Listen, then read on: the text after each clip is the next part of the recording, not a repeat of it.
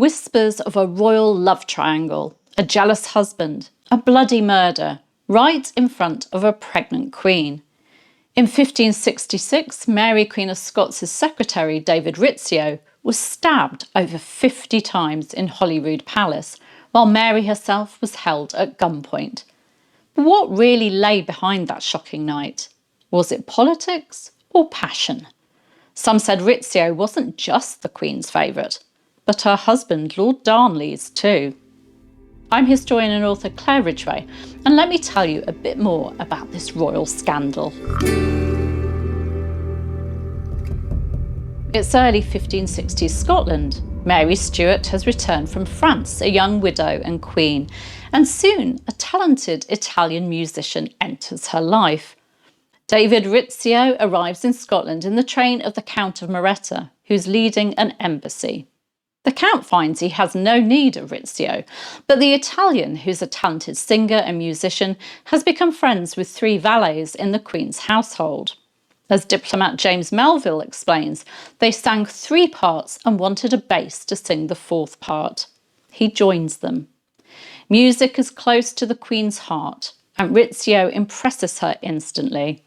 When her French secretary dies in 1564, Mary appoints Rizzio in his place.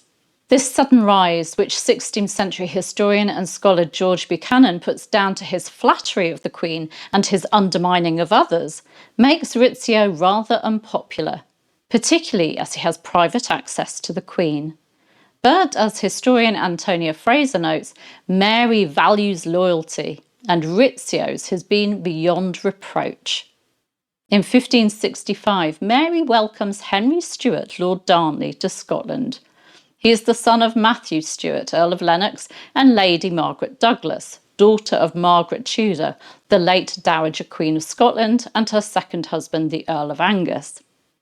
Not only is Darnley handsome, charming, and ambitious, but like Mary, he descends from Henry VII. In fact, he's her half-first cousin.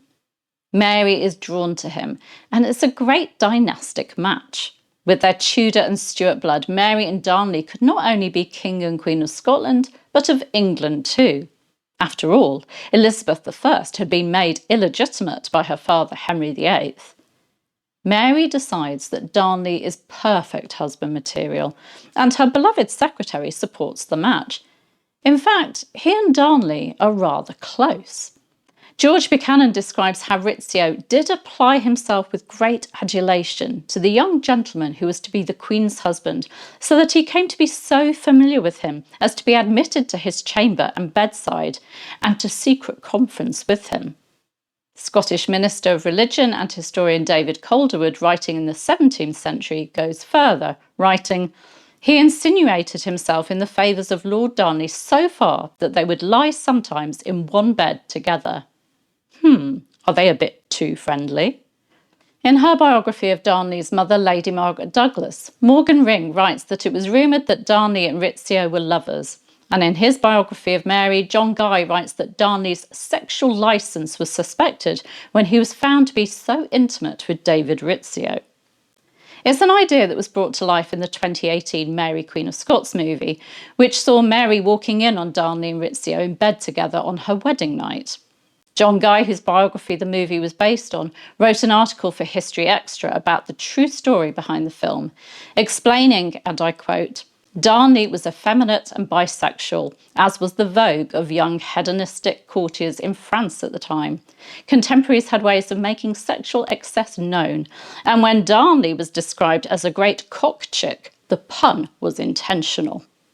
He goes on to say, soon after Mary's marriage to Darnley in 1565, Rizzio was being described as Darnley's only governor and the man who works all in his councils. Rizzio was Darnley's lover for a while, and it is a historical fact that they were discovered in bed together. So Rizzio, it seems, is close to them both, and it's his closeness to the Queen which leads to him being brutally murdered. Mary marries Darnley on the 29th of July 1565, but the marriage quickly turns sour. Darnley's arrogance, drunkenness and jealousy drive Mary to despair. He's an appalling husband, showing her no respect. He is intent on being king, but Mary refuses him the crown matrimonial. The furious Darnley sets about plotting with a group of disaffected nobles. As Morgan Ring explains, they agree on Rizzio being the scapegoat, casting him in the role of a wicked papist counsellor who's misled the Queen and caused divisions between her and her husband. Rizzio and Darnley may have been close, may have shared a bed even, and Rizzio supported Darnley's marriage to the Queen. But now Darnley is happy to betray him. Anything for the crown. On the night of the 9th of March 1566, Darnley and around 80 men, including Lord Ruthven, the Earl of Morton and Lord Lindsay, make their way through the palace of Holyrood House to Mary's supper chamber. There, the pregnant Queen is enjoying a meal with Rizzio and some friends. They burst in, telling Mary that Rizzio has offended her honour. Rizzio tries to hide behind the Queen, but he's dragged away screaming. Mary is held at gunpoint, while Rizzio is hauled out of the room. He's stabbed over 50 times. The fatal blow comes from Darnley's dagger, though not his hand. Rizzio's blood stained the floorboards, stains still apparently visible at Holyrood today. Mary never forgave Darnley. When Mary later confronted Darnley about the murder, he accused her of cuckolding him with Rizzio. So what's the truth? Was it jealousy over Mary's friendship with Rizzio, or was it Darnley's own attachment to Rizzio that made him lash out? I'm not sure we'll ever know. There's no evidence of a romance between Mary and Rizzio, and there's no real proof of one between Darnley and Rizzio. But the rumours were powerful, and they reflected how Elizabethan and Scottish politics used sexuality as a political weapon. Calling a rival effeminate or unnatural was a way of destroying his credibility and masculinity in a patriarchal world. But the truth may have been simpler. Darnley resented Rizzio's influence over Mary and felt humiliated, excluded from power, and desperate to assert control.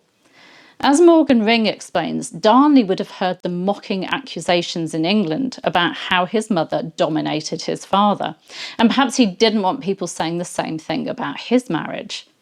Less than a year later, Darnley is of course murdered, another scandal that shakes the Scottish monarchy to its core. But that's another story.